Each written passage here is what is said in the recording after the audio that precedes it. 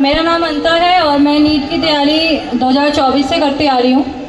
तो एक तो बात मैं ये बोलना चाहूँगी कि पहली बात तो सरकार जो है वो अकाउंटेबिलिटी ले कि हाँ हमसे पेपर लीक हुआ है, और पेपर अगर लीक हो गया तो रीनीट कराने से कोई वो नहीं होता, ठीक है। और रीनीट का पेपर भी बहुत टफ था, जिस हिसाब से जो हमारे स्टूडेंट हैं, हमारी जो मेंटल हेल्थ थी उसके हिसाब से पेपर थोड़ा सा उनको ईजी साइड में बनाना चाहिए था मेरे हिसाब से, और वो पेपर ईजी साइड में नहीं था। मैं बस यही पूछना चाहती हूँ कि 2024 में पेपर लीक हुआ, 2025 में पेपर हार्ड आया, 2026 में पेपर दोबारा लीक हुआ, फिर रीनीट का पेपर इन्होंने हार्ड बना दिया। पहली बात तो आप पेपर का लेवल जो है वो मेंटेन कर लो कि पेपर जो है वो आप इजी दोगे या आप हार्ड दोगे, क्योंकि इजी पेपर की प्रिपरेशन अलग होती है और हार्ड पेपर की प्रिपरेशन अलग होती है। इजी में हम लोगों को स्पीड मैटर करती है और हार्ड में क्वेश्चन प्रैक्टिस।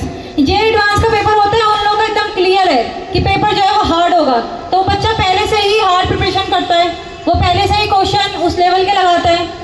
और अगर हमारे शिक्षा मंत्री को शर्म नहीं आ रही है, वो बेशर्म बन चुके हैं, तो हम भी बेशर्म बन जाएंगे। अभी तो 3 ही दिन हुए हैं, अभी तो 3 ही दिन हुए हैं, हम पूरा महीना यहाँ पे बिता देंगे। जब तक आप रिजाइन नहीं करते हो हम आपको छोड़ने वाले नहीं हैं। आपने 2024 में पेपर लीक करा, हमने आप पे भरोसा करा कि चलो कोई नहीं, गलती होती है दोबारा सुधर जाएगी। आपने 2025 में पेपर हार्ड बना दिया, चलो कोई नहीं, हम मान लेते हैं हमने प्रिपरेशन अच्छी नहीं करी, हमने हार्ड क्वेश्चन की प्रैक्टिस नहीं करी। अब 2026 में दोबारा लीक हो गया, अब हम हटने वाले नहीं हैं, अब नहीं हटेंगे हम, अब तो आपको हटना पड़ेगा, ये बात आप सुन लीजिए। दिल्ली में रहता हूँ, ये मेरा सेकंड अटैम्प्ट था नीट में। पिछले साल पेपर बहुत हार्ड आया था एंड मेरा फर्स्ट अटैम्प्ट था 12th में, तो मेरा सिलेक्शन नहीं हो पाया। मुझे लगा कि मेरे में ही कमी थी। इस साल मैंने पढ़ाई करी, मैंने नीट दिया 3 तारीख को, वो लीक हो गया फिर से, बट वो फ्लो नहीं बन पाया जो पहले बन रखा था। फिर रीनीट हुआ, रीनीट दिया, रीनीट के लिए हम सेंटर पे गए तो वहाँ पे इतनी सिक्योरिटी है, इतने फोर्सेज हैं, एयरफोर्स से पेपर मंगवा रहे हैं, बट इन गधों को कौन बताए कि पेपर सेंटर से लीक नहीं होता।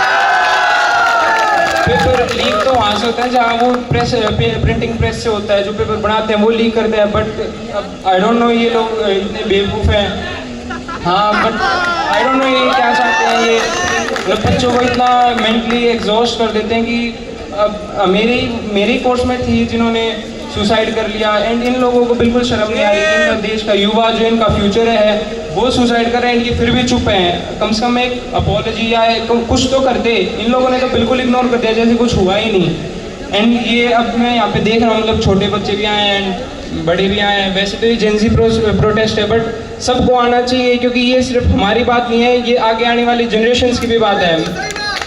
मैं भी अपने छोटे भाई को लेकर आया हूँ, उसने अभी 10th करी है, वो 11th में। जिस फील्ड सिस्टम के थ्रू मैं गया हूँ उसी फील्ड सिस्टम के थ्रू इसको भी जाना है। तो ये सिर्फ मेरी लड़ाई नहीं है, ये मेरी और मेरे जो छोटे भाई बहन हैं उन सब की लड़ाई है ये, क्योंकि हमने तो ये सब सह लिया, बट मैं नहीं चाहूँगा कि आगे आने वाली जनरेशन भी ये सब सहे।